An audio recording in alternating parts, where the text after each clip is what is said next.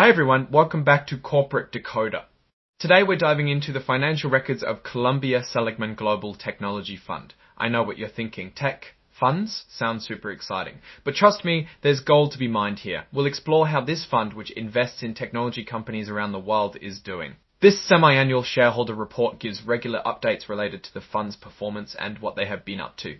We get to dig through their investments, expenses, and how the fund is managed to understand how it makes money and how that money performs in the market. If you appreciate getting straight insights from these kinds of corporate documents, make sure you're subscribed and join our Discord, linked in the description below to discuss.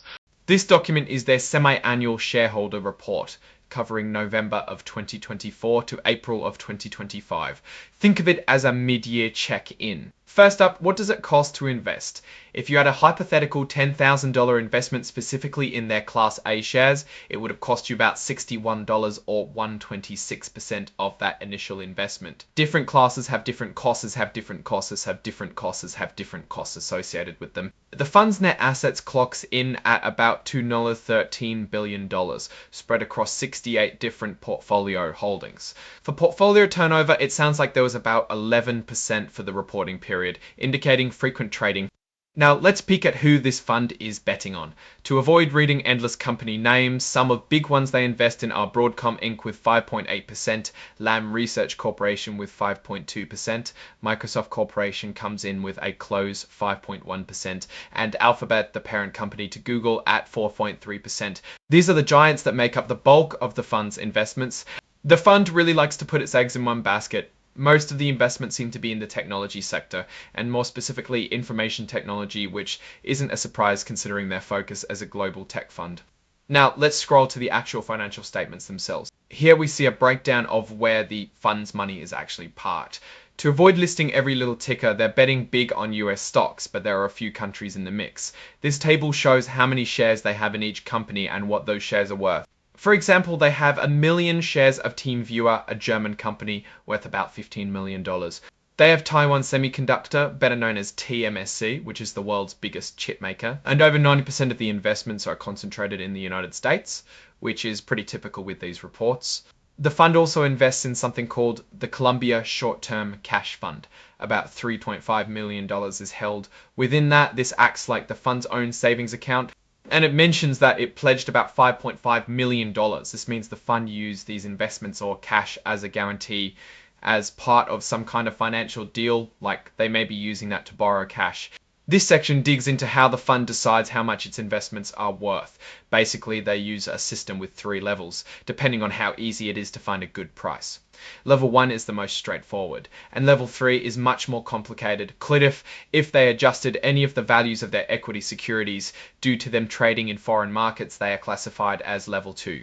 Alright, let's head over to their statement of assets and liabilities. First up, the big number. They have over $2 billion in net assets. First, digging into the asset side first.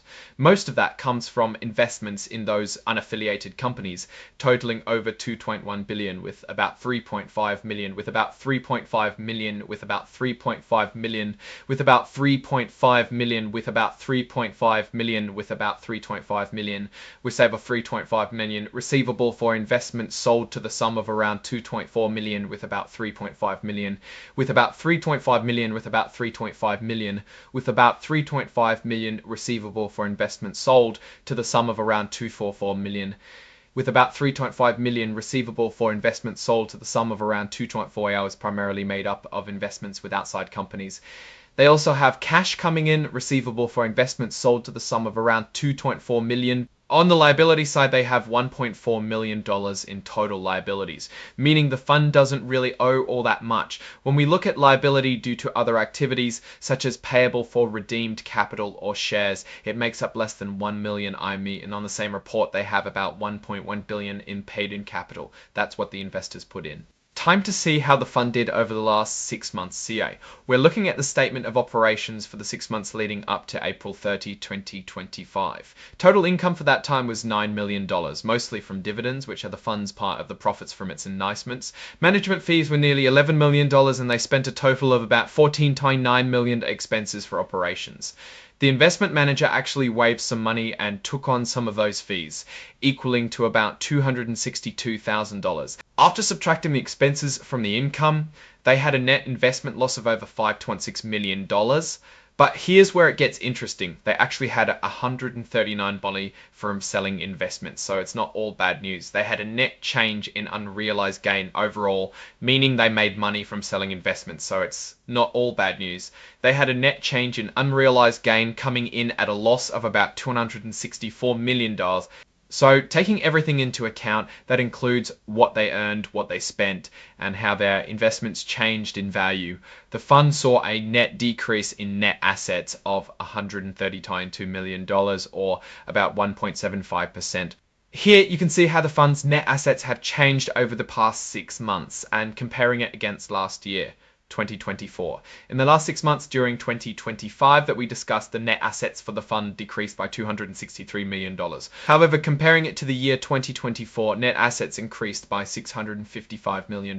Operations caused these increase in net assets by $719.03 million, and capital stock activity had a modest impact. Also compared to 2024, for 2025, the total distribution to shareholders has been high, costing just under $323 million.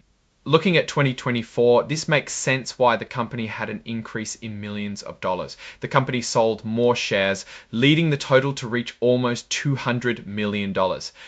This makes it clear how 2024 was a good year, as in 2025 operations didn't make any big changes. This section gives you a share-by-share breakdown of how the fund performed. The details are quite interesting. From the end of the period, you can see the annual expense fees. This financial highlight section is meant to summarize all the key aspects of the fund's activities into nice bite-sized pieces as well. Class A shares started the period at 76 to 13 cents per share and ended at 62.79 cents, meaning Class A shareholders lost almost 1/5 of their returns, or about 17.5%. A fund like this really banks on investors leaving their shares parked to get that sweet management fee revenue. Here you can see that it decreased, but that goes well with the current trends of the company. So in conclusion, the fund is currently struggling to stay on top of the market, while some previous periods are more promising. Now, from my perspective, let's simplify the story this filing tells. The Columbia Seligman Global Technology Fund, it's a mixed bag right now. The direction shows a lot of potential, but it is plagued by some concerning setbacks related to performance. What are the key strengths that this fund relies on? You really can't deny that a huge strength is their expertise in the tech industry, as well as their big diversified asset base. But what are the potential weaknesses that plague the company? I can see that high expense ratios might be one, as other technology-based equities might perform better and charge less for management. Their success in previous periods may very well be due to just external factors, like what was happening in the market as a whole. Currently, the market is still going crazy for tech stocks, and they are still dealing with an investment loss. Something is rotten in Denmark, as they say. And something appears to be making the current investment choices they are making underperform. The number of shareholders are also down. What are the notable risks and opportunities in the immediate future? The tech sector isn't known for being particularly stable. Interest rates, regulation risks, economic risk, and competition might just end up eating those management fees and shareholder profits. There's also a big question mark over how the fund managers are choosing stocks compared to others, and more importantly, what happens when the wind changes direction. So to put it simply, this fund has huge potential with the management skills to carry them, but some of their recent business numbers are a huge warning sign. If the management decides to make a change, I can see a bright future. Alright, that's our breakdown of Columbia Seligman Global Technology Fund's latest filing. What's your take on these numbers and what they signal for the company's future? Drop your thoughts in the comments. If this analysis was valuable, hitting that like button really helps, and subscribe for more deep dives. Don't forget to check out the Discord in the description. Thanks for watching. See you next time.